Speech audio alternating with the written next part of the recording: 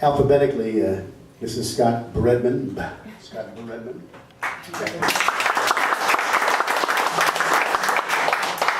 I'm just studying Spanish, so baker is panero.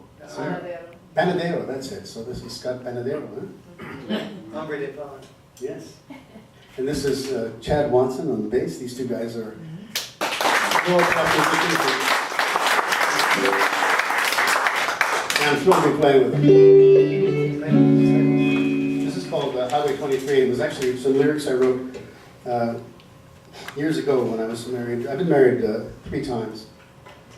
I love being married. I'm always surprised when they leave. You know, I think things are going great, and then next thing you know, I'm single. You know, so this was inspired by my second wife, who was more spontaneous than I liked, actually.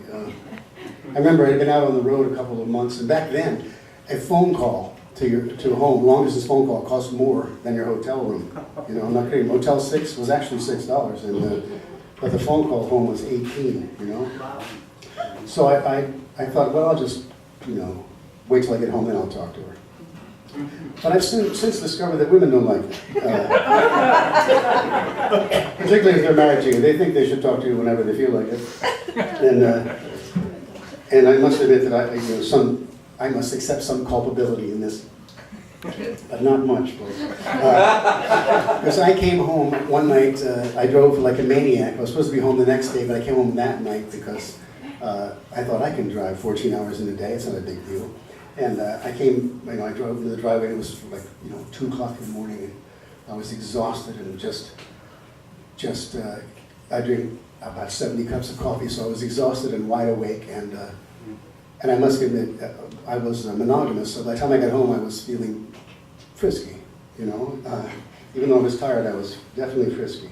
And I tiptoed into the house, and I slipped into the bed beside her, and I cupped her breasts, and I nuzzled her neck, and she went, "Oh, Bruce." Yeah. Talk about an outie becoming an innie. It was unbelievable how fast I became unfrisky. I'm telling you, it was like, I think it made a popping noise. It disappeared so fast. Now, I wrote these lyrics about that, and then finally put a melody to it just a couple of months ago.